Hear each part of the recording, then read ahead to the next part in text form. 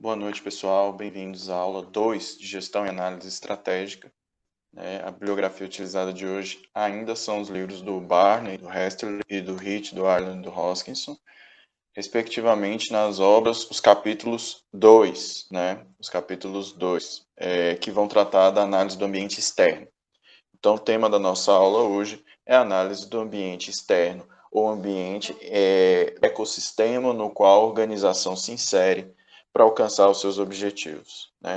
E por que é tão importante a gente analisar as condições do ambiente dentro de uma dinâmica estratégica?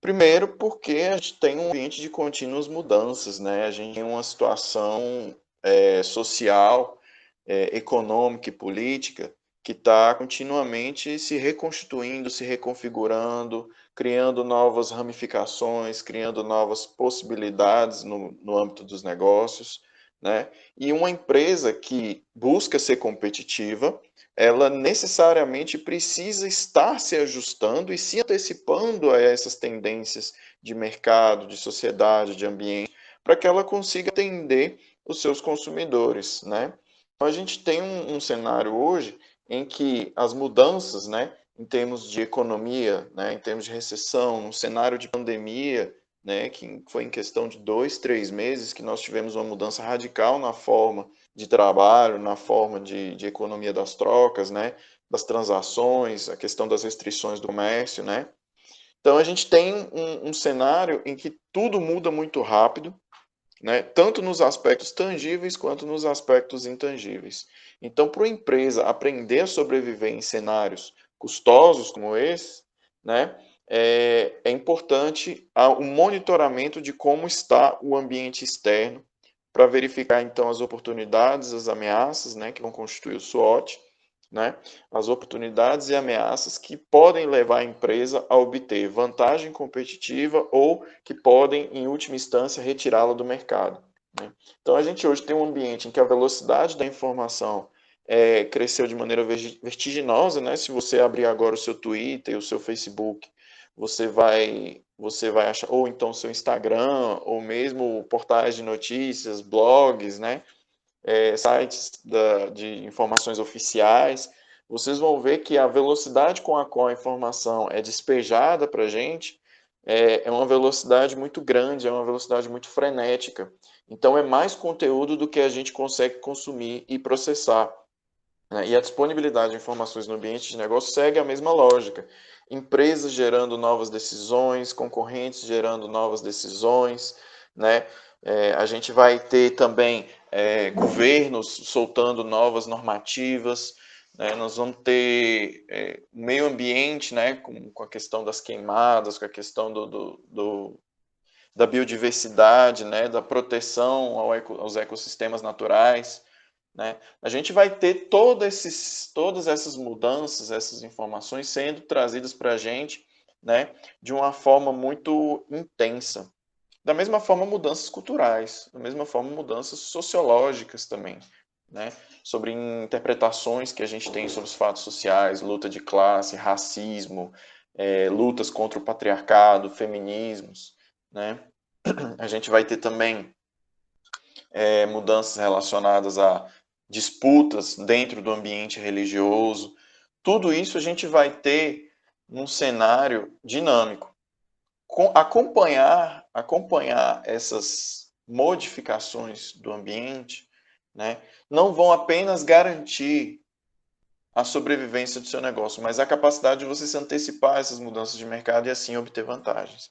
Então, a empresa, ela não só tem que acompanhar, mas tem que saber se antecipar, se adiantar às possíveis demandas que vão surgir no seu ambiente de negócio. E, para iniciar a premissa da análise estratégica, do ambiente externo, o primeiro ponto que a gente vai analisar é o modelo ECD. O que é o modelo ECD? É um modelo que ele parte de uma premissa de 3 grandes fatores, que são a estrutura do setor, a conduta da empresa e o desempenho, tanto do negócio como da economia. O que esse modelo ECD preconiza para a gente? Ele preconiza a seguinte forma: a premissa é a de que o resultado da empresa é uma equação entre uma estrutura do setor, a conduta das empresas e o desempenho tanto individual quanto da economia.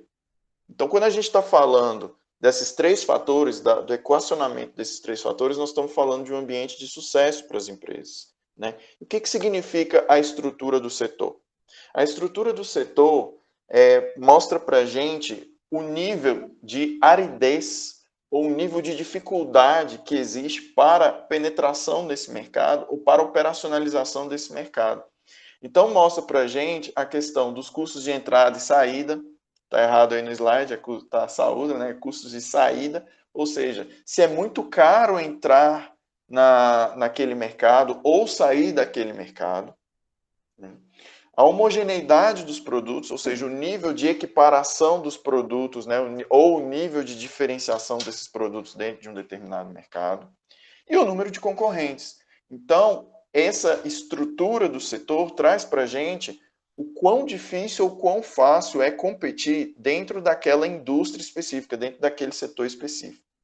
O segundo fator são as condutas da empresa, que são basicamente as estratégias, os perfis de conduta que as empresas adotam para buscar agregar vantagens competitivas. Se são empresas muito agressivas, se são empresas, né, que são muito inovadoras, que acompanham muito as mudanças de ambiente, implementam modificações contínuas, se são mercados de ciclo rápido, de ciclo lento ou de ciclo padrão. A gente está falando também da perspectiva de empresas que adotam um determinado código de conduta estratégica ou ações estratégicas em relação ao cliente, em relação aos fornecedores. Então, a gente está falando do perfil da conduta. Então, aqui a gente está entrando numa dinâmica mais subjetiva. Enquanto que a estrutura do setor é algo que a gente pode quantitativamente analisar, né, a conduta da empresa diz respeito ao fato mais subjetivo, ao fato mais ao padrão de comportamento desses agentes que integram esse setor. Né? E, por fim, a dinâmica do desempenho, né, que é o terceiro grande elemento, né, da estrutura da competitividade em nível externo, diz respeito ao nível da empresa, né, ao nível da empresa, o quanto que a empresa consegue ser competitiva, inovadora, o quanto que ela consegue ter um bom desempenho em relação aos concorrentes. Então, aqui a gente está falando de nível, não de lucro, de novo, nível de competitividade em relação aos concorrentes. O nível da desvantagem competitiva, ou seja, as fragilidades que essa empresa tem em relação aos seus concorrentes, né? Aspectos sociais, né? Qual é o desempenho da sociedade, como que a sociedade interpreta a empresa, qual é o nível de aceitação dessa empresa na sociedade, como a sociedade interpreta essa empresa, atribui valor à marca, traz para a marca uma condição de um pouco mais de prestígio, né? A gente vai ter, então, essa questão da aceitação, da responsabilidade social corporativa, da visão que a imagem da marca tem para a sociedade, além da eficiência produtiva, claro, ou seja, a capacidade de ser eficiente, conseguir gerar um fluxo de recursos de transformação favorável para a empresa, que gera lucro, que agrega valor, além, claro, né, do nível de emprego e progresso, e aqui nós estamos falando da economia, né? Aqui se a economia está numa constante, se a economia geral está numa constante, né? Se a gente está num nível de emprego adequado, se tem um nível de progresso adequado, se o mercado consumidor está aquecido. Então, todos esses três fatores, o equacionamento desses três fatores, vai levar ao resultado favorável da empresa. Então, com base nisso, a gente percebe o seguinte, que sempre que a gente está olhando para dentro da empresa, a gente não está olhando e falando, olha, tá bom. Porque a medida para dizer se está bom ou não, não é olhar para a empresa e ver que ela cresceu. É ver como ela está em relação ao seu concorrente, como ela está em relação às estratégias dos seus concorrentes, como ela está em relação à estrutura do setor em que ela se insere. Ok? Então, analisar esse ambiente externo vai agregar valor e vai trazer valor para a organização na medida em que é capaz de trazer novas perspectivas, novos conhecimentos que vão permitir a criação de estratégias mais arrojadas, mais ousadas para tentar avançar nesse mercado. Então, como que é um processo gerencial de análise do ambiente externo? Ele é dividido em 4 etapas. A primeira etapa é o escaneamento, a segunda é o monitoramento, a terceira é a previsão e a quarta é a avaliação. O que a gente faz na etapa de escaneamento? A gente vai começar a olhar de fato o que está acontecendo no mercado.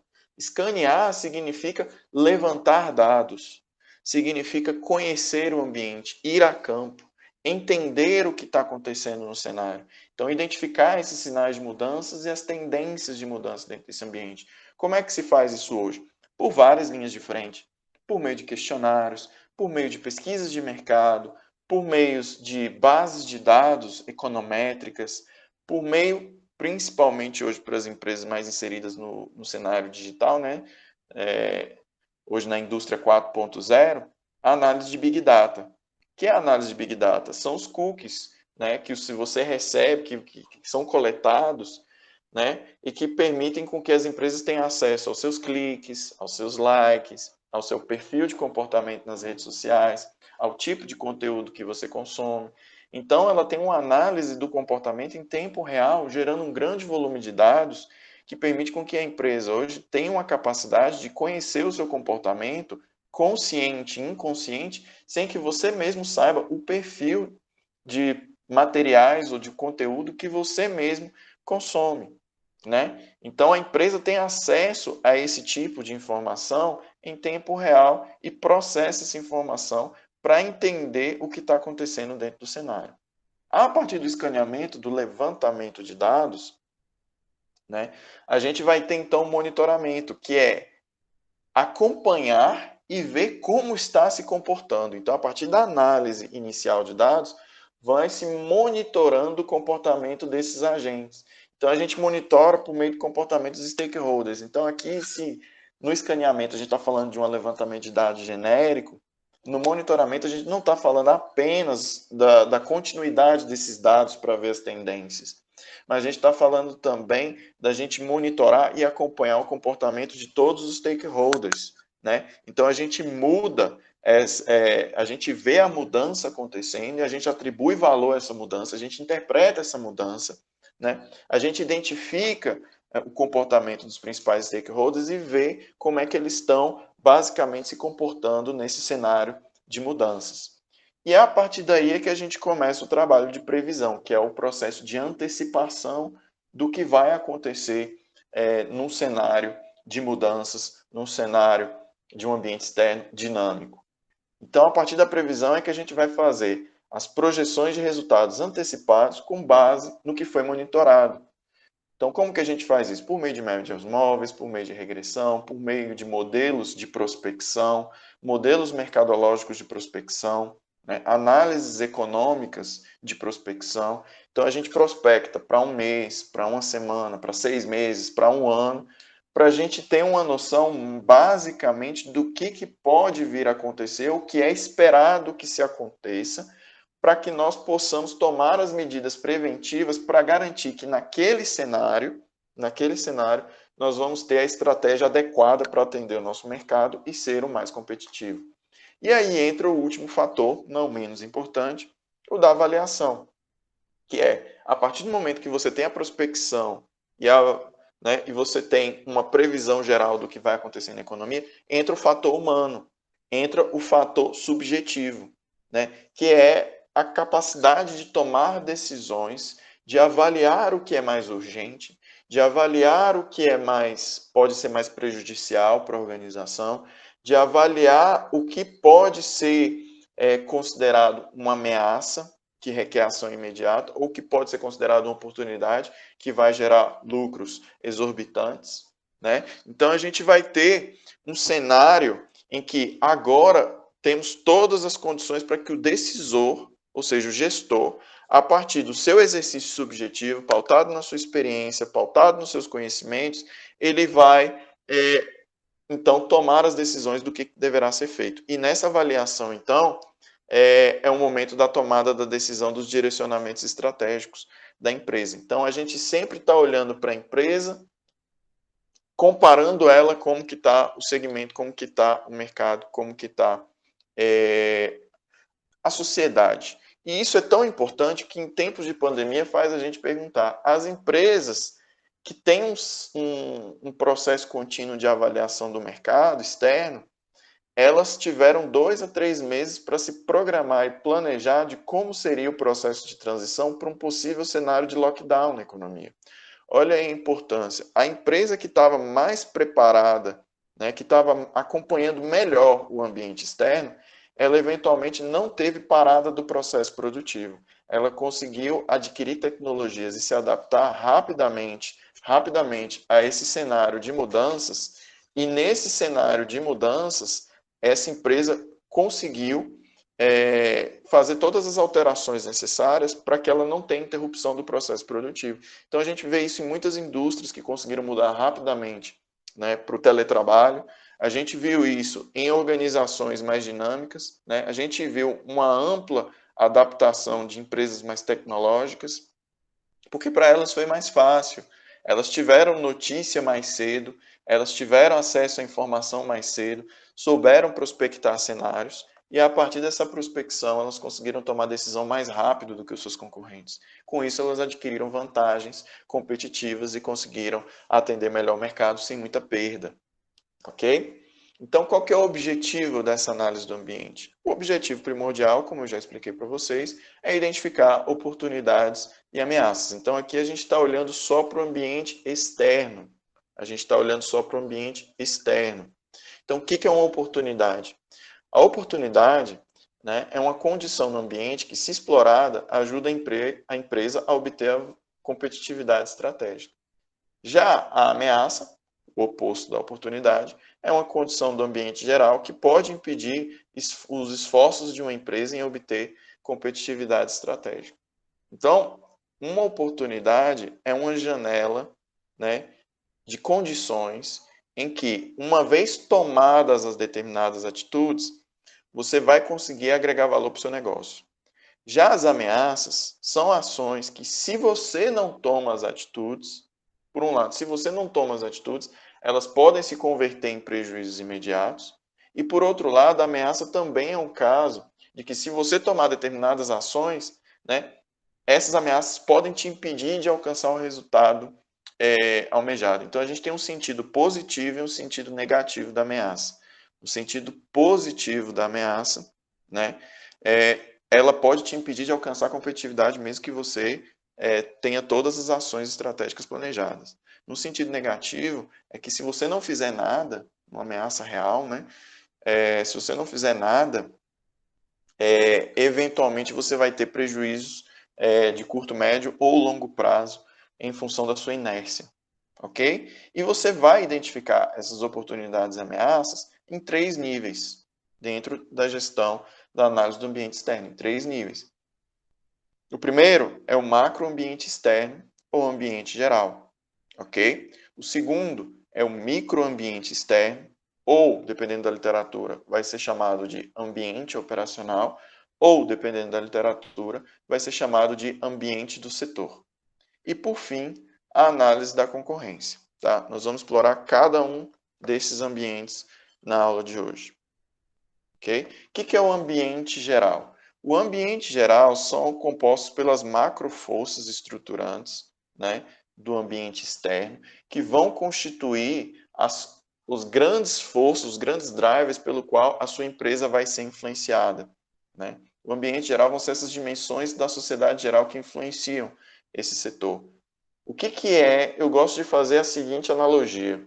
O ambiente geral, ou macroambiente externo, se você imagina um tabuleiro de xadrez, você tem o tabuleiro das casas pretas e brancas e você tem as peças. No jogo de xadrez, você movimenta as peças, mas as casas pretas e as brancas, elas são impassíveis de mudança, elas estão lá, elas são estáticas. Então, você, enquanto jogador, não é capaz de influenciar o tabuleiro, mas o tabuleiro te influencia e te limita.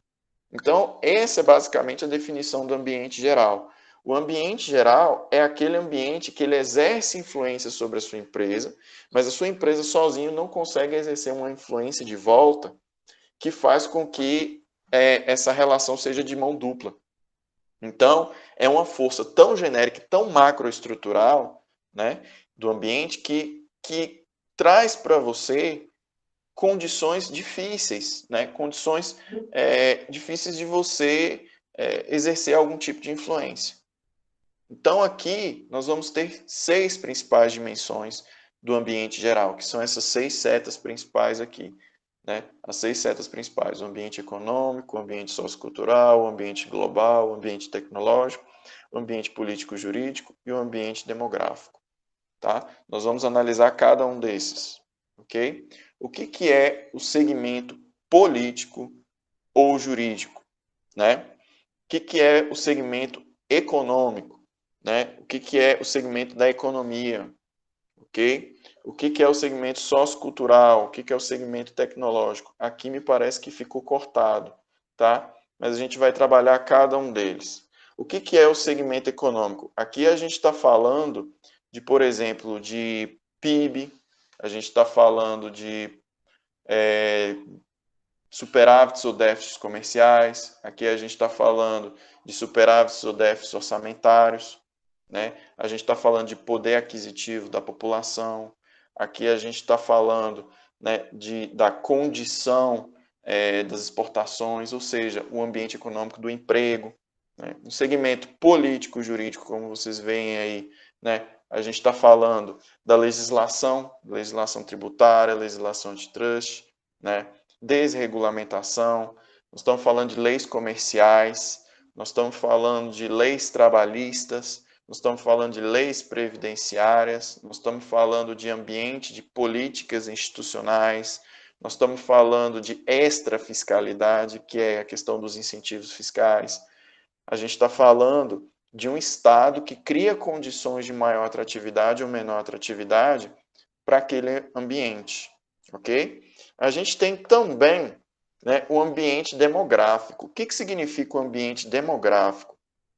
O ambiente demográfico, ele quer dizer escolaridade, ele quer dizer perfil de moradia, ele quer dizer faixa etária da população, ele quer dizer volume de população ativa no trabalho, distribuição de renda, tudo isso diz respeito à capacidade, ao elemento demográfico mesmo, né? Então, aqui, enquanto a demografia diz respeito aos aspectos quantitativos da sociedade e da qualidade de vida da sociedade, no ambiente econômico aqui a gente está falando das transações econômicas, da balança comercial, né, da capacidade de produção, né, dos fatores de produção, terra, trabalho e capital.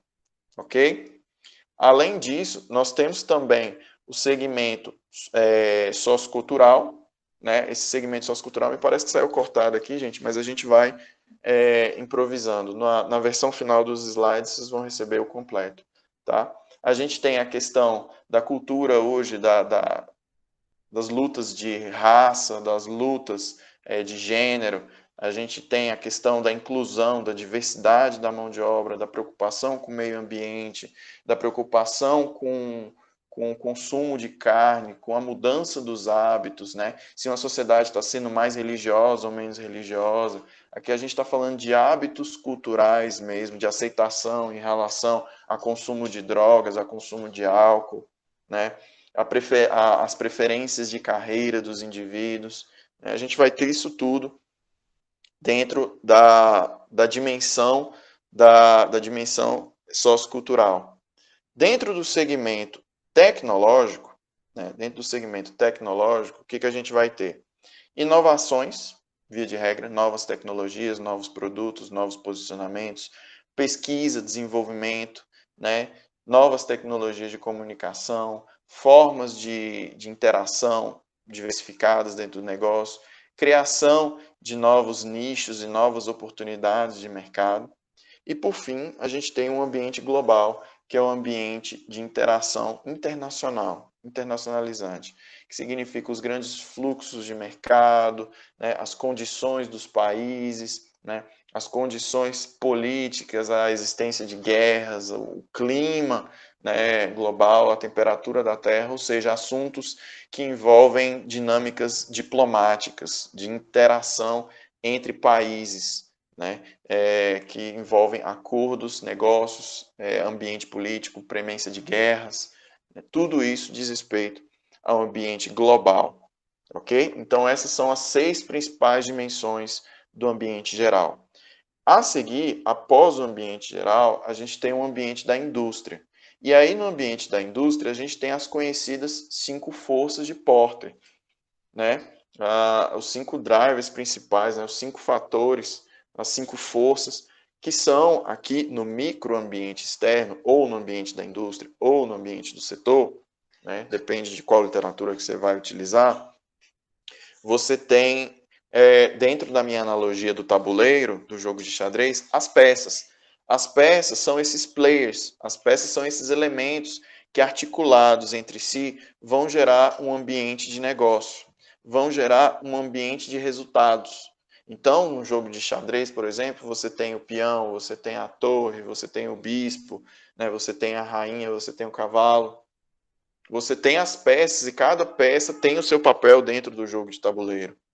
Da mesma forma, você tem um mercado e dentro do mercado você vai ter cada um dos agentes que vão estar trazendo para vocês novas condições, ameaças, possibilidades e oportunidades dentro do mercado, né?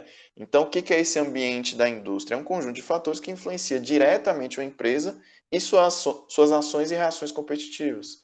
Então, se lá no tabuleiro a gente não consegue influenciar o próprio tabuleiro, mas a gente influencia as peças, aqui no ambiente microoperacional, a gente não é só influenciado pela forma como as peças se movimentam, mas a gente também movimenta as nossas próprias peças.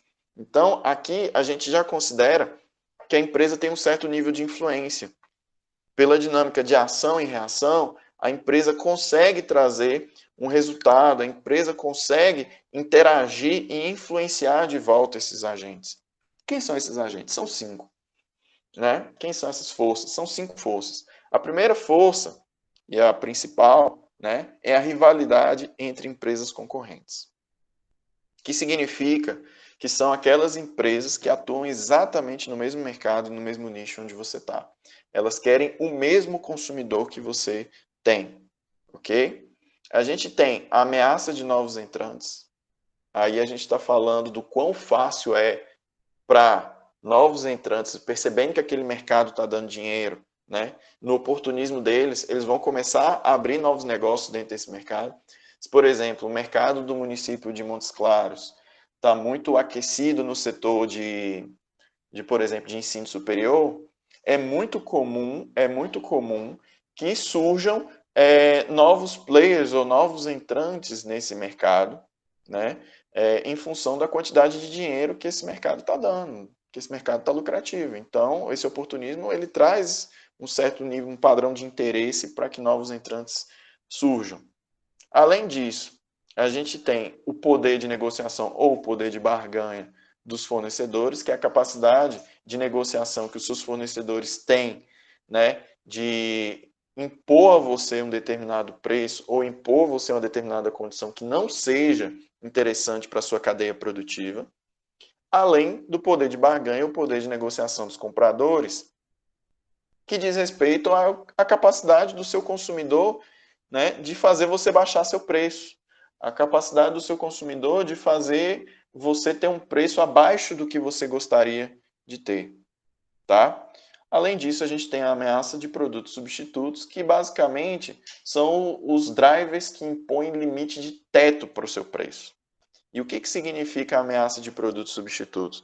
Se o seu produto, por exemplo, é um produto supérfluo, o cliente está disposto a pagar até determinado preço X.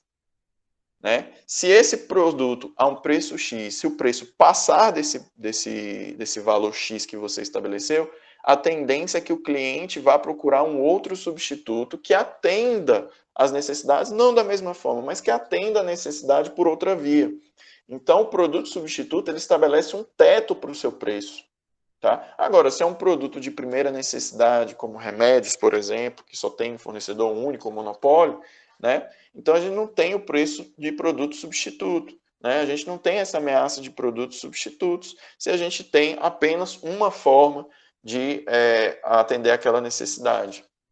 Nesse sentido, cada um desses 5 elementos vão constituir os limitadores da empresa e as condições fundamentais do ambiente que vão constituir a dinâmica de negócio, né? Um ambiente externo de negócio para essa organização. Entre eles, eu separei alguns, né, dessas 5 forças que são muito importantes, que a literatura ela traz muito peso. O primeiro delas é a barreira de entrada. O segundo delas é a rivalidade entre concorrentes. E por que essas duas são tão importantes, né, dentro desse cenário? Tanto a rivalidade de empresas concorrentes quanto a ameaça de novos entrantes são tão prestigiados pela literatura. Por quê? Porque a barreira de entrada ela te previne, enquanto competidor, de ter mais agentes, mais empresas, mais concorrentes com os quais você vai se preocupar. E a rivalidade entre a concorrência, né, ela vai trazer para você, a dinâmica da rivalidade de concorrência, vai trazer para você a sua capacidade de ser competitivo com os competidores que já existem. Então aqui a gente está falando de quantidade de competidores e aqui a gente está falando de qualidade da competição. Ok? Então, no primeiro caso, nas barreiras de entrada, a gente está falando de todos os possíveis elementos que uma empresa pode angariar para que ela ou que favorecem a empresa para que ela seja uma das poucas empresas que atuam naquele mercado.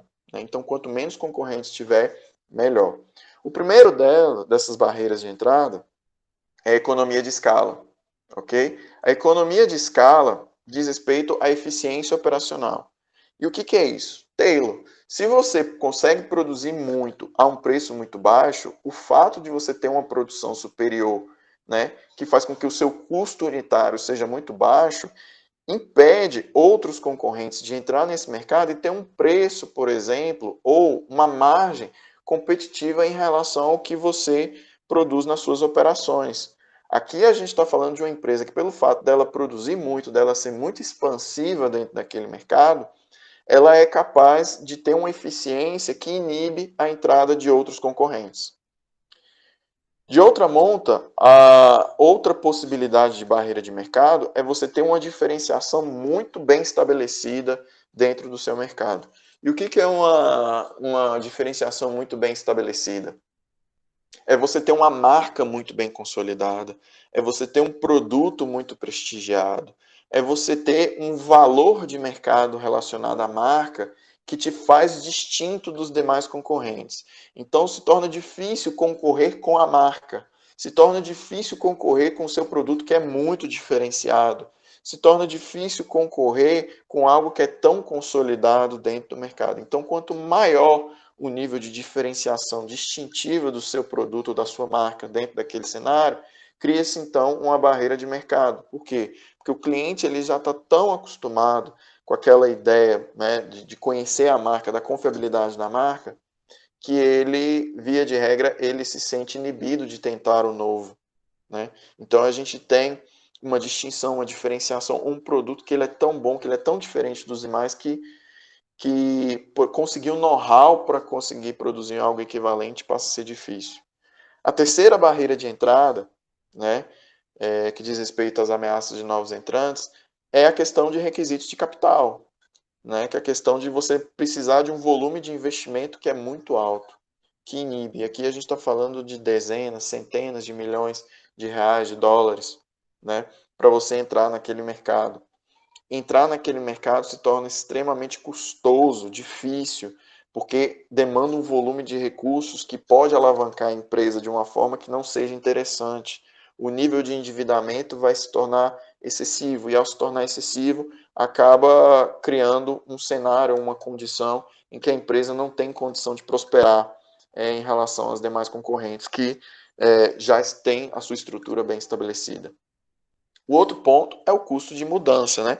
Custo de mudança significa o cliente que já tem contratos, convênios, que já tem um hábito de consumo. Mudar para ele seria muito caro. Né? A gente está falando de fidelização do cliente, a gente está falando de multas contratuais, né? De relações contratuais muito bem estabelecidas, né? Que fazem com que esse cliente fique vinculado aos fornecedores. Então não adianta eu entrar nesse mercado se eu não vou conseguir prospectar clientes pelo fato de que eles estão contratualmente ou existe toda uma estrutura de vinculação que faz com que não seja interessante para esses clientes mudar de fornecedor. Então, eu não vou ter cliente. Não adianta entrar no mercado se eu não vou ter cliente. Né? Além disso, a gente tem acesso a canais de distribuição, aqui a gente está falando de logística de suprimentos mesmo, né? Às vezes você não tem um centro de distribuição tão bem articulado, você não tem uma logística de transportes bem estruturada, o custo de transporte, o custo de movimentação dos seus produtos é alto, e isso faz com que você tenha dificuldades, né, na movimentação da sua logística na cadeia de suprimentos. Isso faz com que isso se torne uma barreira de entrada, porque torna a sua operação cara. Ok? Além disso, a gente tem o que a gente chama de desvantagens de custo que acontecem independentemente da escala. Então, quais são essas desvantagens de custo? Primeiro ponto, tecnologia de ponta e cara, que entra também na questão do requisito de capital, né? O segundo ponto, know-how gerencial. Know-how gerencial, o fato de ter executivos muito bem preparados, né, numa indústria já bem estabelecida, e o novo entrante, ele não consegue contratar executivos desse nível. O terceiro ponto é o acesso favorável a matérias-primas, né? Lembra da relação da segurança jurídica dos contratos estabelecidos. E, por fim, as vantagens da curva de aprendizado. O fato da empresa ter uma experiência acumulada inibe outras empresas menos experientes de entrar, pelo fato de que essas empresas não vão saber lidar com as contingências mercadológicas, né? E, por fim, como barreira de entrada, as políticas governamentais. E aqui eu faço um parêntese, né, nas políticas governamentais. Tem crescido muito no mercado o que a gente chama de estratégia de não mercado. O que é a estratégia de mercado e o que é a estratégia de não mercado? A estratégia de mercado diz respeito à dinâmica da competição, da inovação. Então, para a estratégia de mercado, a gente analisa qual é a mudança do ambiente e, ao analisar a mudança do ambiente, a gente verifica quais são as ações estratégicas que a empresa tem que tomar para ela se ajustar a esse ambiente e conseguir, de fato, obter competitividade com as condições que a elas são dadas. Então, essa é a estratégia de mercado. O que é a estratégia de não mercado? A estratégia de não mercado diz respeito à empresa. Percebe que o ambiente está mudando? Então, o que ela faz? Ela muda para acompanhar o ambiente? Não. Ela tenta influenciar o ambiente para que o ambiente mude, para que o ambiente se adeque à forma que a empresa atua. E como que isso tem acontecido, essas estratégias de não mercado?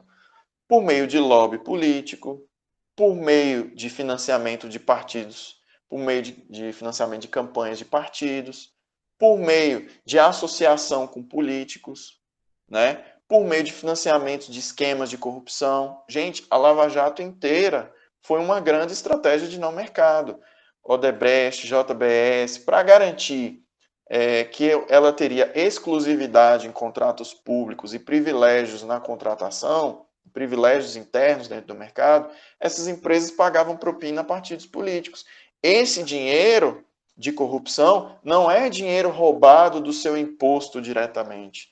É dinheiro que a empresa pagava para ela ter privilégio, e ao receber o privilégio, aí sim o erário público, né, o orçamento público, ele era prejudicado. Aí sim você era roubado. Por quê? Porque a Petrobras, por exemplo, ela não fazia o contrato mais eficiente. Ela não pegava o melhor preço. Ela ia recorrer a essas empresas que tinham privilégios, que tinham acesso antecipado a escopo de licitação, que tinham acesso a informações privilegiadas, porque estavam lá junto com os caciques dos partidos. Então, o que é estratégia de não mercado? Nós temos vários exemplos recentes. O lobby e a movimentação política pela reforma trabalhista, que reduziu os custos de mão de obra, pela reforma previdenciária, que aumentou o volume de oferta de mão de obra, ou seja, aumentou a quantidade de trabalhadores. Se aumenta a quantidade de oferta de trabalho, reduz o preço do trabalho também, né? A gente vê isso agora recentemente por lutas por incentivos fiscais, recentíssimo, carreatas de empresários pedindo que acabe a quarentena para que volte a reabrir o comércio, né? Pressão sobre políticos, né? As próprias manifestações da Fiesp pelo impeachment, né? Com aquele pato amarelo lá falando não vou pagar o pato, né? Financiamentos de partido com escândalo da Lava Jato. Então a gente tem percebido que as empresas são entidades políticas fortes dentro de um governo, né? Dentro de uma sociedade. E a gente percebe que no Brasil isso é bem intensificado. Então as barreiras de entrada elas são vistas, né, como por políticas governamentais e traz para a gente um determinado questionamento. O questionamento que, será que o governo no ambiente político e jurídico é de fato parte do ambiente geral? Ou será que ele também não pode ser considerado como parte do ambiente do setor, como uma força? Então, alguns autores já começam a entender que governos são a sexta força de Porter. Das 5 forças de Porter, o governo vai ser a sexta força, em função da capacidade das estratégias de não mercado, das estratégias de articulação de não mercado, ou seja, a empresa tentando intervir politicamente no ambiente, pedindo que o governo garanta condições para que ela compita no mercado de forma interessante. Então, isso aí é interessante porque mostra para a gente a dinâmica das barreiras de entrada. Isso acontece em todos os cenários, tá, gente? Acontece na prefeitura, quando a gente financia uma campanha de um vereador, mas depois a gente ganha um acesso privilegiado à licitação. Quando a gente financia a campanha de um prefeito que ganha. A campanha de um governador do estado que tem acesso a empresas estatais, né? A gente tem isso no governo federal, que tem a Petrobras, que tem as grandes empresas públicas, né? Que tem Correios. Então, a gente percebe que a atividade política do empresário é algo que precisa ser problematizado dentro da teoria da estratégia, porque traz para a gente uma grande dinâmica de barreiras de entrada e redução da competição. Então, quando a gente está falando de corrupção no Brasil, e esse é um discurso que eu faço questão de desmistificar, o problema da corrupção, a origem do problema da corrupção, não é só no fato de que nós não temos políticos morais, com a moralidade adequada. Não, o problema não reside só no rato. O problema reside também em quem paga. E quem paga, paga muito para quê? Para redução da competição. Para redução da competição.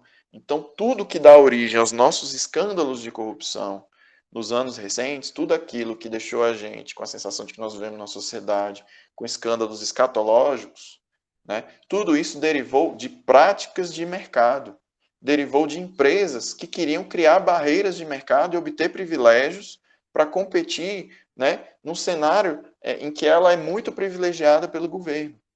Então a gente precisa ter clareza disso, tá? Da importância da atuação política da empresa e das estratégias de não mercado, ok? O segundo ponto é a dinâmica de rivalidade entre os concorrentes. E isso quer dizer o seguinte, que existem fatores que podem privilegiar a empresa, né, ou podem ameaçar a empresa dentro de uma estrutura de concorrência. O primeiro fator é a questão da existência de uma concorrência equilibrada. Existe uma concorrência equilibrada? Qual é a estrutura do mercado? É um mercado de concorrência perfeita?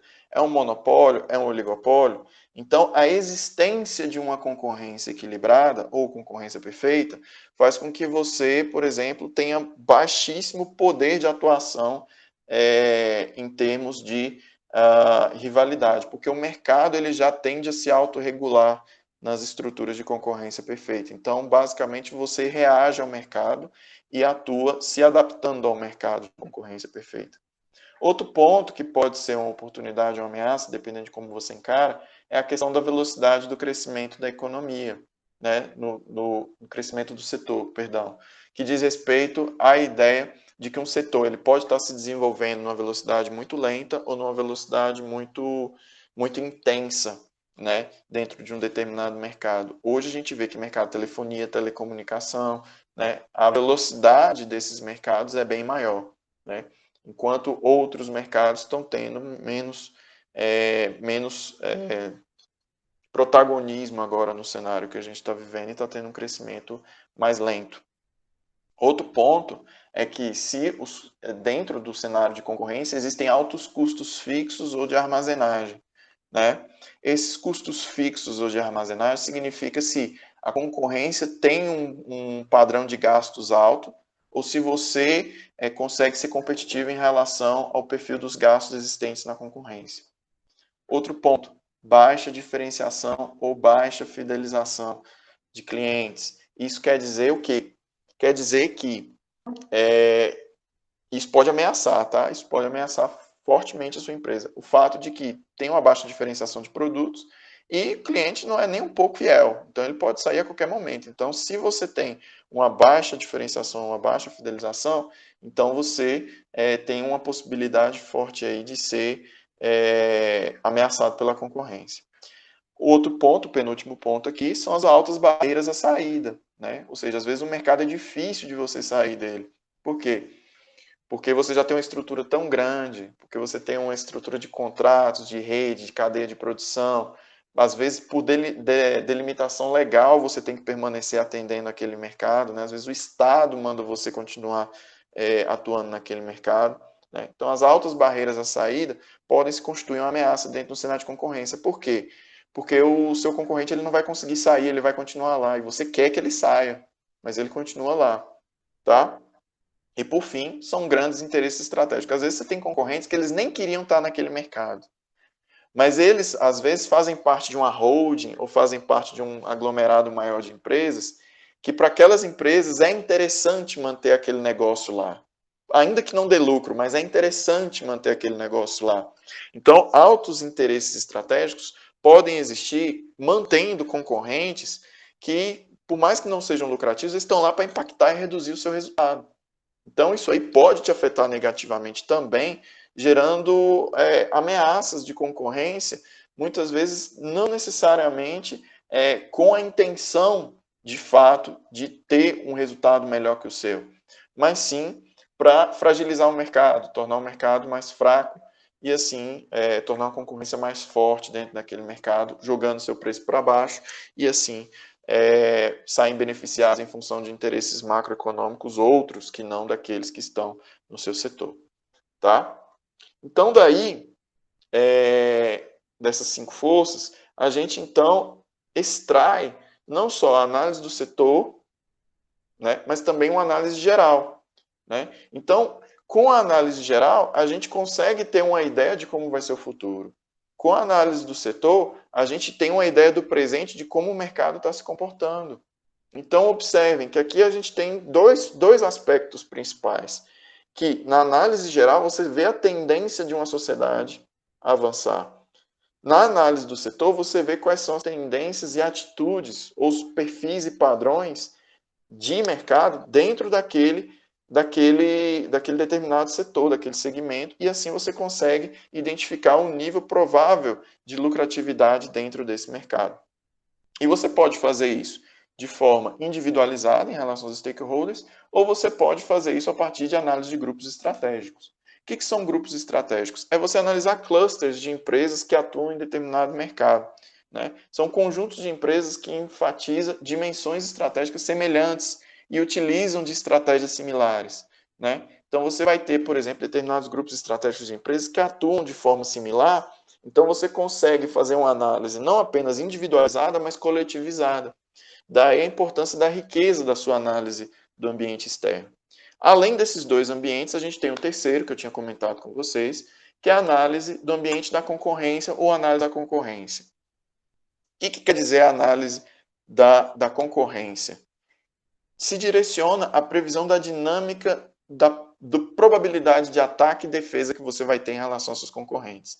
Então, aqui na análise da concorrência, a gente está tentando predizer como o concorrente vai se comportar e o que provavelmente a gente precisa fazer para responder a esse cliente. Então, entender esse ambiente, entender como concorrente, como os novos entrantes, né, como fornecedores, como clientes, né, como o governo vão se comportar, é fundamental para que a gente possa predizer e assim dar uma orientação estratégica adequada para o nosso negócio.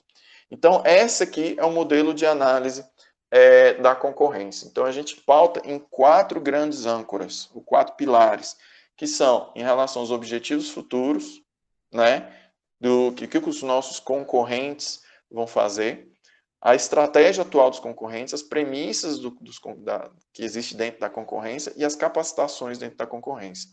Em relação aos nossos objetivos futuros, o que a gente quer responder? Né? Como as nossas metas se comparam com as metas do concorrente? Né? Nós somos mais ousados? Nós somos mais conservadores? Né? Onde nós vamos colocar a nossa ênfase no futuro? Qual é a atitude em relação aos riscos, tanto os nossos quanto dos concorrentes? Né? São mais arrojados? São mais agressivos. Então, a gente analisa, primeiro de tudo, quais são as aspirações nossas e dos concorrentes. Em seguida, a gente vai analisar a comparação, análise comparativa mesmo, das estratégias. Como que a gente está concorrendo? Quais são as estratégias que os nossos clientes estão implementando? Como que a gente está concorrendo? Como é que a gente está respondendo essas estratégias? Né? Como é que está sendo os resultados que nós estamos tendo em relação a essas estratégias? Né? Existe a possibilidade de mudança da estratégia? Nós temos flexibilidade de tentar uma nova linha de ação diferente? Então, aqui a gente está falando da análise de como que a gente pode se comportar em relação à nossa estratégia.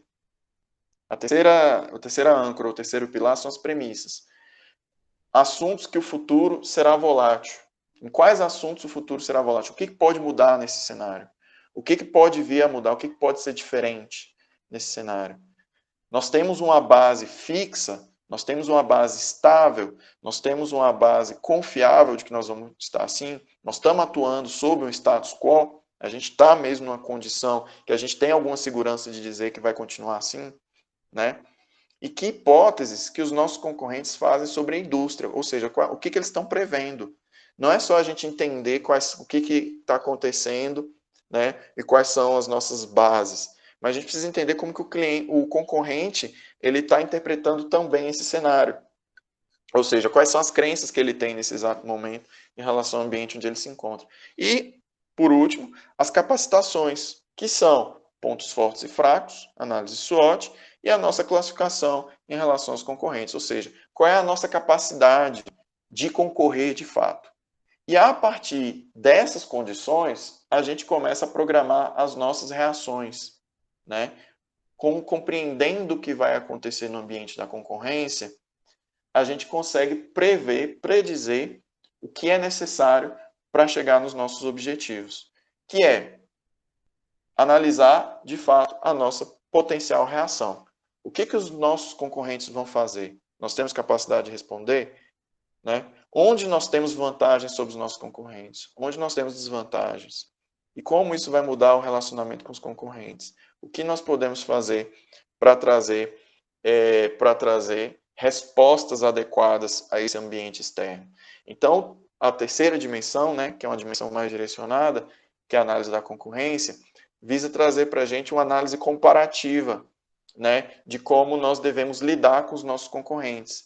Então, não é só trazer, lá na sua análise das 5 forças de Porter, como é que é a questão dos concorrentes, é fazer aquele cliente oculto, verificar pontos fortes e fracos. Não, é você ter um roteiro equivalente a esse que eu estou mostrando para vocês e entender a dinâmica da competição, da probabilidade de ataque, a necessidade da defesa, a possibilidade que a gente tem de contra-ataque ou de ataque, porque isso vai ser importante no nosso momento da dinâmica competitiva. Isso vai ser importante no momento em que nós tivermos que tomar uma decisão em relação ao nosso concorrente. Então, é sempre interessante você estar de olho, não só nas macrovariáveis e nas microvariáveis externas, mas também no concorrente que está do outro lado da rua, entendendo o quanto que ele pode ser ameaçador para o seu negócio. Lembrando que aqui a gente não está falando só de lucratividade, a gente está falando de competitividade. Então, a palavra competição ela tem que estar muito bem fixada para você. Você tem que entender que você faz parte de um ambiente competitivo e esse ambiente competitivo ele é fundamental para que você alcance esses resultados. Ok? Bom, então, uma vez identificadas essas ameaças das concorrências, resta nos conhecer também a identificação das oportunidades e como nós podemos atuar em relação a essas oportunidades. Ok? Então, a gente tem oportunidades em 4 possíveis cenários. Em 4 possíveis cenários. A gente já falou sobre as ameaças e como que a gente tem que monitorar as ameaças. Agora a gente vai falar sobre as oportunidades e como a gente pode buscar aproveitar essas oportunidades. Ok? Oportunidades são em 4 cenários possíveis. Em setores fragmentados, em setores emergentes, em crescimento, em setores maduros e em setores em declínio. Esses 4 momentos ou 4 configurações são muito equivalentes a uma ferramenta que vocês conhecem muito bem na administração, que é o ciclo de vida de um mercado. Então, você tem momentos de um ciclo de vida de um mercado em que você pode ter oportunidades a serem aproveitadas. Então, nós vamos entender né, no momento inicial de introdução de setores fragmentados, que ainda não tem nenhum tipo de consolidação, a ideia da consolidação como uma grande oportunidade. Em um cenário que você tem poucas empresas esparsas, sem nenhuma estratégia, sem nenhuma linha de ação, ou mercado consolidado, um mercado nascente, um mercado completamente fragmentado, você tem a oportunidade de ser aquele que consegue unir, adquirir empresas ou articular as estratégias, criando uma consolidação dentro de um mercado, tornando associado à imagem da sua marca. Com isso, você consegue não apenas instituir o mercado e fazê-lo crescer, mas associar aquela demanda à sua imagem, à sua marca. Então, um mercado que está completamente fragmentado, com pouca concorrência, ele tem uma oportunidade de obter um bom posicionamento a partir de como você trata mercadologicamente desse mercado. Ok? O segundo ponto, né, a segunda situação, são de setores emergentes. Setores emergentes são setores de crescimento, que as empresas começam a perceber que aquele setor está dando dinheiro e começa a ter novos entrantes, e começa a ter novas empresas, e esse setor começa a crescer. Nesse tipo de cenário, a grande oportunidade que você tem é de inovar, é de se tornar first mover, é de ser o primeiro a alcançar o seu consumidor. Por quê? Porque você vai ser seguido por uma série de novos entrantes. Você vai ter uma série de novos players que vão entrar nesse mercado. É aquela famosa premissa, né? Quem chega primeiro bebe água limpa. E daí a gente está falando exatamente disso, de ser o primeiro a ter contato com o cliente, de ser o primeiro a estabelecer uma relação de expectativas com o cliente, e assim você estabelece, né, como a vantagem da jogada inicial, a vantagem de ser o primeiro, você tem a oportunidade de ser aquele que vai obter os melhores resultados dentro desse mercado competitivo. Já para setores maduros, né, que são setores bem consolidados, competitivos, né, com empresas bem estabelecidas, você tem algumas oportunidades outras, como a possibilidade de mais inovação. Aqui a gente está falando de mais inovação, tá? De refinamento de produto, de investimento na qualidade do serviço, de inovação de processo, de inovação de posição, reposicionamento da marca, reposicionamento do produto, revisão dos paradigmas. Aqui a essência da inovação, a essência de ser o primeiro em trazer algo novo, faz com que o mercado seja renovável. E esse mercado renovável garante uma continuidade da competitividade desse negócio. Então, para setores maduros, quanto mais inovador, melhor. E, por fim, setores em declínio.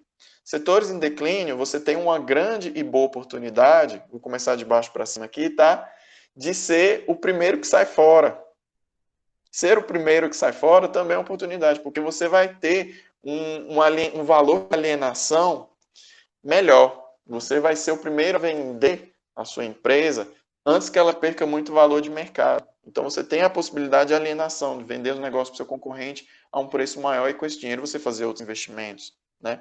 Além disso, né, você tem o que a gente chama de shake-out, né, que é a liderança. Quando o mercado shake-out é quando a gente pega e faz mesmo, de fato, aquela sacudida no mercado, né? Shake-out é isso. E com essa sacudida, vários concorrentes saem do mercado. Com a saída do mercado, com a existência de um shake-out, você tem a possibilidade de assumir a liderança desse mercado conforme se reduzem os seus competidores. Então, aí é o momento de você assumir a liderança. A redução desses competidores te dá a oportunidade de você renovar o mercado e assumir a liderança em um mercado desacreditado por meio da inovação, por meio da assunção de mercados que antes você não tinha acesso porque eles eram dominados pelo seu concorrente. Além disso, você tem uma possibilidade, uma oportunidade de nicho, que é você reduzir seu escopo, né? É você, em vez de você fechar o negócio, você se especializar especificamente naquilo que dá retorno. Então, em vez de atender a toda uma gama de mercado, você, então, estabelece e diferencia ainda mais o seu nicho, se concentrando exclusivamente naquilo que gera retorno, né? E você tem a possibilidade da colheita, né, que é a retirada programada. Via de regra, se dá por processo de falência e recuperação judicial. Nesses processos de falência, é o que a gente chama de uma retirada programada. A empresa faz um planejamento que ela vai saindo do mercado aos poucos, por etapas, né, tentando extrair o máximo de vantagens a cada etapa de retirada dela do mercado.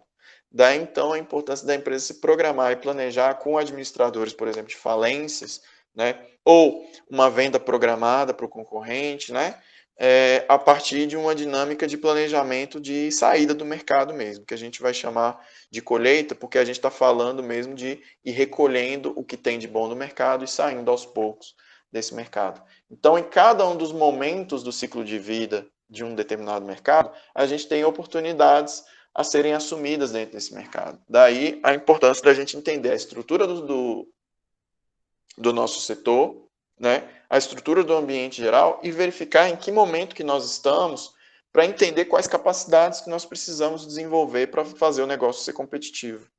Ok?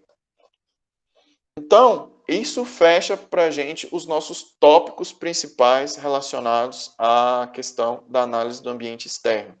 O que a gente viu? O modelo SD, tá? Lá atrás, que é o modelo de estrutura do setor, conduta da empresa e o desempenho. A gente viu os processos de análise do ambiente externo. A gente viu os níveis, né, de ambiente externo, o ambiente geral, o ambiente do setor, análise da concorrência. A gente viu, né, as 6 forças de porta, a gente viu a dinâmica de rivalidade, a gente viu a questão das barreiras de entrada, a gente viu a análise da concorrência, né? A gente viu rivalidade entre os concorrentes. E agora a gente fecha com aproveitamento de oportunidades. Esses são os principais tópicos relacionados à análise do ambiente externo, ok? Que mostram para a gente a necessidade de uma auditoria contínua, né? De como se comportam as variáveis do mercado, né? E como que a nossa empresa deve responder a essas variáveis. Daí a importância de compreender que sempre a estratégia da empresa é orientada comparativamente com o que está sendo realizado, o que está acontecendo no mercado. Nunca está bom sem uma referência externa. A gente precisa entender a referência externa. Além disso, nós revisitamos também a discussão sobre a atuação política das empresas e as estratégias de não mercado. Essas são os principais tópicos da aula de hoje e eu encerro aqui abrindo para a discussão e eventuais dúvidas.